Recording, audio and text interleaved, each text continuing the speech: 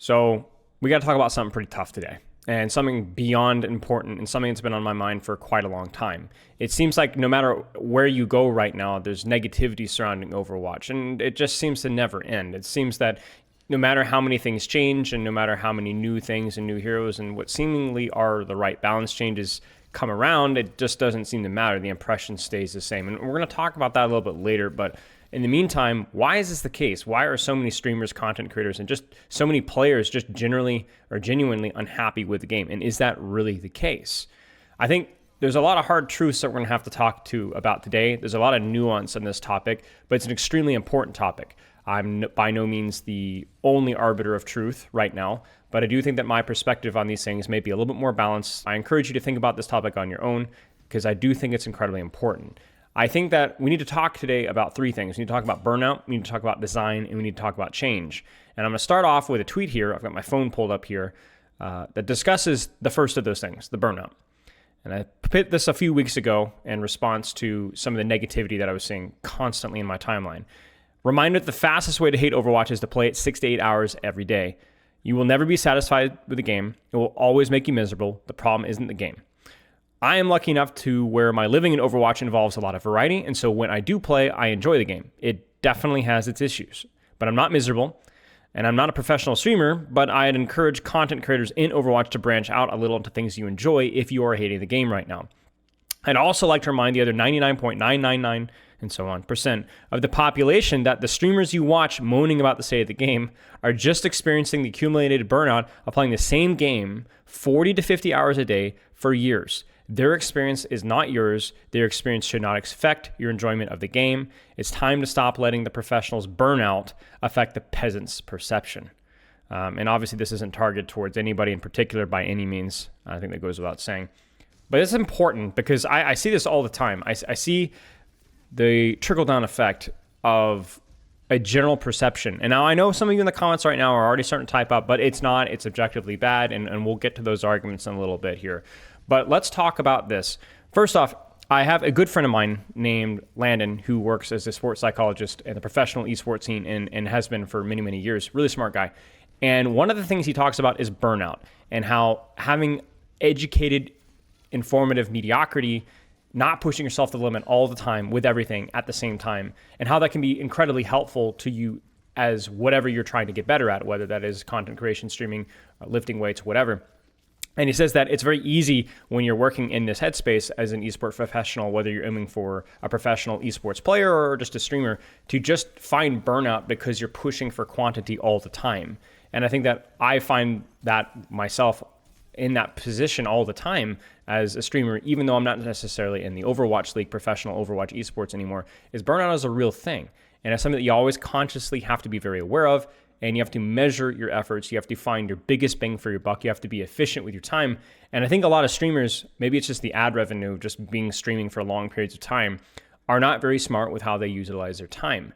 And I think that accumulates over many, many, many months and years to the point where a lot of people get frustrated, tired, and just don't do as good of a job.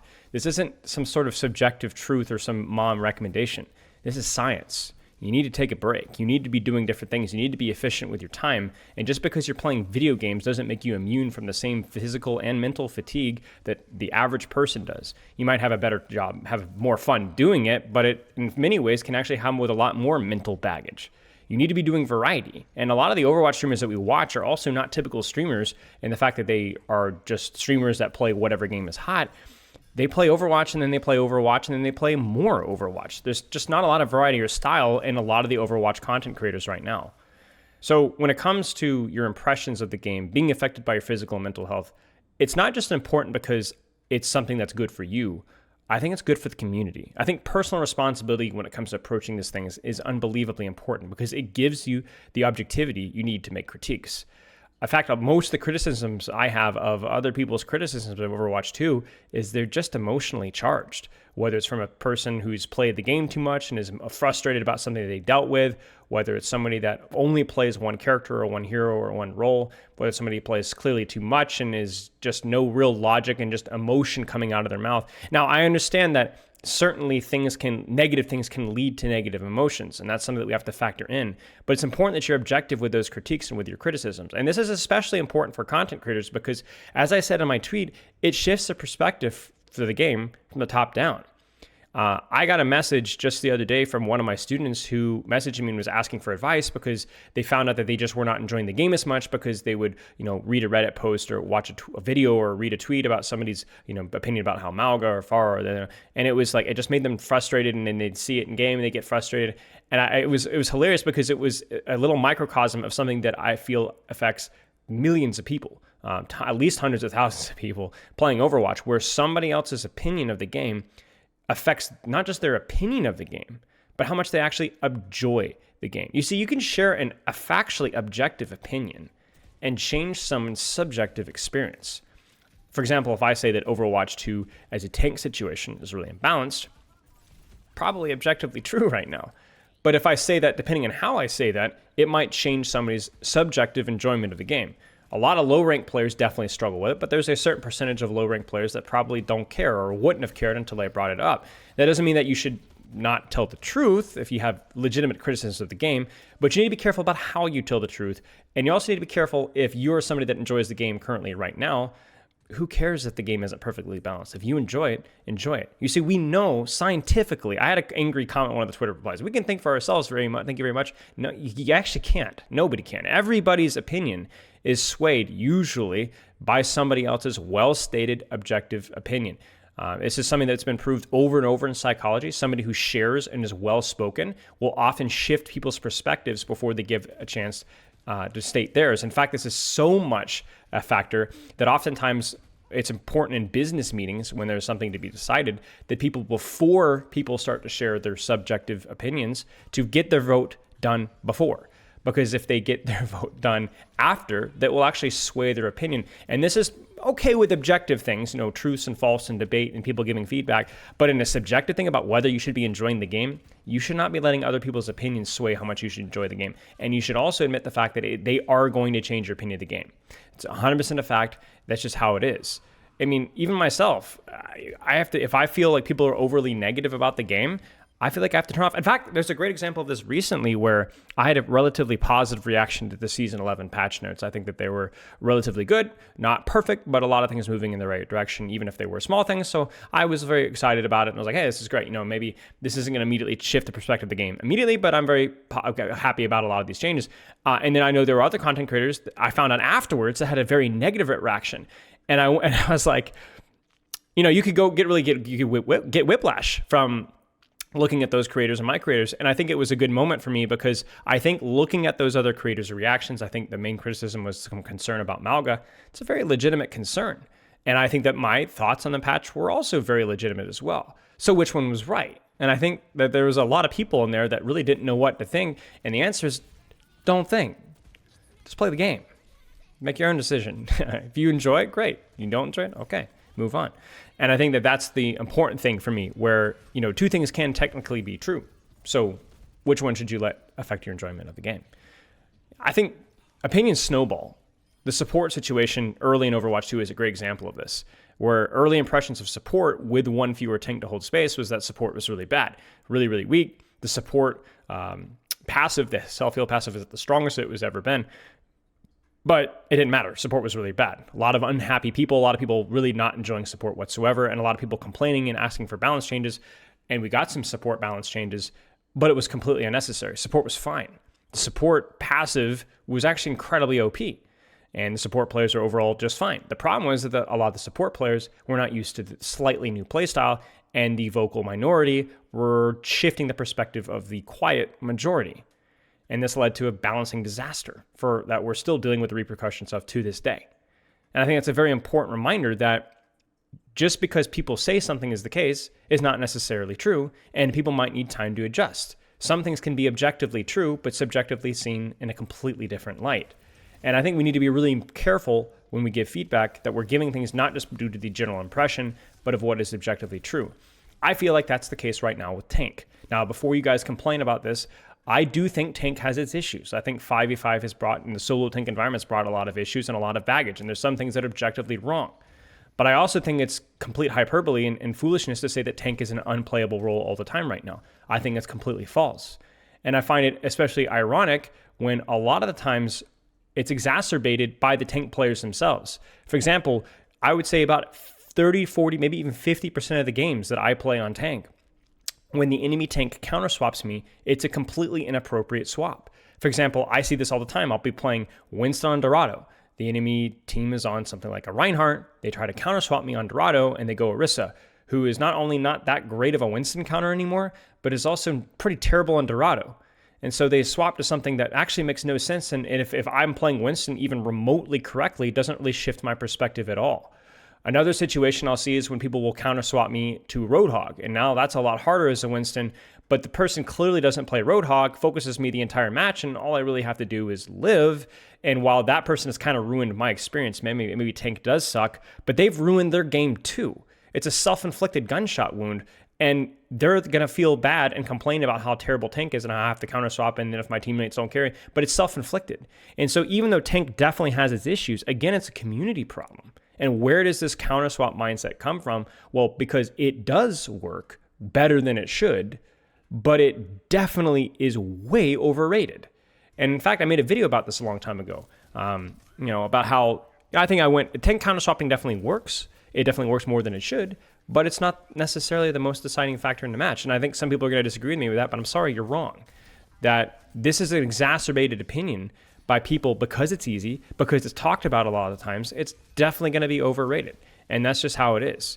I think another example of this is the Pharah rework, where I was one of the first initial people to play the Pharah rework, and I was like, hey, maybe she doesn't feel super great right now with the meta, but I think she's actually fairly decent. I was a big fan of the Pharah rework. I think some people were not as big of a fan of the Pharah rework, and even though I was a big fan, I definitely didn't think she was as strong as she is right now. And shocker, Pharah has not received really any significant changes. I don't know if she's received any changes since the rework. And in fact, the culture around her hasn't even changed that much. The hit scans, I think, besides Sojourn, are still about the same in terms of strength. I don't think the meta overall has shifted enough. And yet, Pharah was played a lot in Dallas because of the cardiac synergy, cardiac overdrive with Malga. And now people are like, oh, Pharah looks good. Let's just force Pharah. And the irony is that they weren't even playing her with Malga because they didn't know why they were picking Pharah. They just forced Pharah because pros play it brainlessly. And then ironically, because they did that, they actually realized that Pharah was good even without the Malga. And now Pharah is doing really well. And nothing has happened. Nothing has changed. Nothing has changed between then and now. Nothing significant. And yet people are playing Pharah all the time. It takes time for people to learn things. It takes time for opinions to change. And a lot of the times, and now everyone's saying Pharah is literally cancer, Satan, the worst character, wildly OP. And as usual, she's overrated. She's good. She's very good right now. Objectively very good right now from what we know about the win rates. But is she, the second coming of Satan? No, she's not. She's pretty OP right now. Is she the most overpowered character in Overwatch? I don't know. Probably not. I'm probably leaning on the side of no. And it's just because right now she's the topic to talk about, that's all that everybody's talking about. So again, we have an example here, and you can go back into Overwatch history, and there are literally tens, dozens. There's a lot of examples of this, whether it's a meta, character, or situation where opinions snowball very quickly, and people are way too slow to pick things up and just parrot whatever is being said. So again, the reason why I'm saying this for the average population is that your opinions don't necessarily sway, but your opinion is swayed by other people with a lot bigger mouths, like myself. Think for yourself. So two things can lead to burnout here. And when we're talking about, the frustration and the general impression, two things that can affect your opinion of the game, besides the mental and physical health stuff that we talked about, is there a fresh experience in this game? Something new, a new character, a new map? And am I getting something for applying myself to what I'm doing? What is the return on investment for what I'm doing? And if you think about MMOs, the genre, or mobile games, they're usually pretty good at these two things. There's a lot of new experiences, new characters, new skins, new this and that. And sometimes there's almost an unethical sense of progression that tries to get you to log in every single day or tries to get you to grind. I played MMOs for a while, a long time ago. And the grind was both the worst and best part of it because it was something satisfying about working towards something, even if it was just pixels on a screen. But it was the worst when it was done too far, where it felt like it was unattainable and RNG and whether you get it or not. And I think that this is something that Overwatch has going for it and also has failed at in some ways. With the fresh experiences, I think we have more content now than we've ever had. We have a live service game. There's more skins, there's more game modes, and so on. But also a lot of the new things like Lifeweaver, Malga, Roadhog rework just flopped. They didn't introduce anything new or exciting that people really wanted to play with or experiment with. And I think that that's one of the biggest damning things about some of the new experiences. And I'm hoping to see that done better with some of the more future releases, where when the new things are released and the new things are good, people are excited to not only play them, but they're excited to talk about it. And that's the best news for Overwatch 2, period. But just more skins isn't going to be enough. We need fresh experiences to keep people engaged in the game. Now, some of you guys might disagree with that. We'll talk about that in just a little bit. The other thing is that sense of progression. And I think that Overwatch 2 is sadly, really Overwatch as a whole has done an even worse job of it. I think when it comes to ranked rewards, Overwatch since its launch has always been extremely mediocre, you know what I mean? And I think that even when it comes to the in-game progression, whether it feels like working towards a victory or playing the game for a period of time, it doesn't always do a good job rewarding time and effort. We touched on how counter-swapping is overrated, but it is more rated, more effective than it really ought to be. Counter-swapping in many situations is too easy for the amount of value that it gets. I think there's too many lower skill characters that are more effective in higher ranks than they should be. So a person can put in less effort and get more reward for you, whether it's a DPS support or a tank character. And I think that's really silly. Again, the point of what keeps people engaged and less frustrated is if I did lose something, it's because that person is better than me, not that that person picked the easier character than me. And that, while again overrated, is definitely a factor in Overwatch and many ranks. And I think that that can definitely harm the return on investment. The sense of progression, if I was playing an MMO and grinding for a piece, but the piece was an extremely low drop rate and was totally RNG, it would feel very discouraging, maybe exciting when I get it, but very discouraging knowing that I could grind for literally a year and not get it. There's an odd that could just not happen. Whereas if I were to grind for something guaranteed, if I put the time in, if I put the work in, yes, the excitement of it dropping may not be there, but also I actually feel like I have a realistic chance of getting there. And I think that that's something that a very careful balance you need to go towards, where we want variety in the meta. We want variety in the things that we're doing. We want new experiences. We don't just want a Winston, Genji, Tracer meta all the time. Hi, kitty. But if I'm constantly being counterpicked by Winston, by Malgas and Bastions and characters that are way too effective for the amount of effort they're put in, then that is a problem in the design of the characters, and that's a problem with the design of the game, and I hope that we continue to move away from that. We don't want to paint with a broad brush here and say that all things are okay with Overwatch. I'm playing devil's advocate today on really both sides.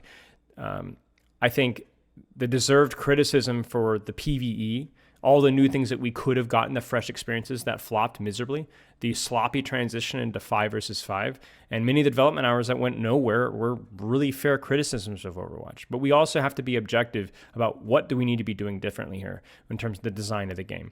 I've got a lot of videos on that. I'm sure everyone has a lot of opinions on that. We'll move on from there. So we've talked about what may be causing some of this burnout, how some of the designs of the systems within the game can lead to that burnout. But let's talk about change. And this one may be the most important thing of all, because I see so many of these unhappy criticisms looking back to a time when Overwatch felt better, when it was more interesting, more engaging, when it felt like I was working towards something, when my friends were interested in actually playing the game. And when, frankly, 6v6 performed and there was the tank synergy and all these other things, why doesn't Overwatch feel like that anymore? How do we go back? Is it just nostalgia goggles? And to answer this question, I think I want to give you guys an analogy. Once upon a time, I was a young kid, shocking really, and I loved going to my grandparents' house. And I would play Lego.com games, and we would go fishing in the backyard. They had a great pool. We'd go across the street, we're neighbors, and we'd play with the neighbors, and we'd play basketball. And I remember there's this distinct moment, very vivid memory in my brain. I was spending the night there with my sister, and my cousin was coming over later that night to their house. And I remember they had just gotten Olive Garden or takeout or something really good for food. And I had a Lego.com game going on. I had a Bionicle downstairs, and we could have gone swimming. And I remember sitting there eating and just trying to finish eating so quick because I didn't know what to do. There were so many things that I wanted to do, and I was so excited. I actually just did not know what to do. I was just totally overwhelmed. And to this day, I'm unbelievably nostalgic about that location, about the things that I did. And what I've done since then is I've done some of those things. I've driven past that house. They've moved long since ago. This is back in Melbourne, Florida. And I've driven past the house and I've gone fishing and swimming and, tried some of those old Lego games, found like an old, simulator online that pulls those games up. And, they're fun, I guess, but it's not what I remember. It's not what I remember at all. And I realize that, we remember those highlights. It feels like a safe haven from some of the frustrations that we're in now. But sometimes the game just wasn't that good. I realized something. We don't miss the old game. We miss who we were when that game was live. We miss who we were during Overwatch 1. I miss being that kid at that grandparents' house. I don't necessarily miss every single detail. At least I think I do, but I go back and I'm like, oh yeah, maybe that wasn't actually all that good. You probably had experiences like that where you're like super nostalgic about something and you go and you're like, oh, that wasn't all that good. But you do miss who you were at that point in your life. You see, Overwatch 1 at that point in time had one thing going for it. It was unlike anything that had ever been created at that point in time. To say it was unique was really the understatement of the year. And despite having a lot of balance issues, a lot of character design issues that frankly are far worse than what we have right now objectively. I mean, we talk about initial Bastion design, some of the foolishness of Reaper level 3 Torbjorn turn, first iteration of Symmetra, the Mercy's initial mass resurrect. I mean, I could go on. There are so many balance and design issues. So many even worse than where we have now. And yet it didn't matter as much because it was just new. Everything was so exciting. Everything was so new.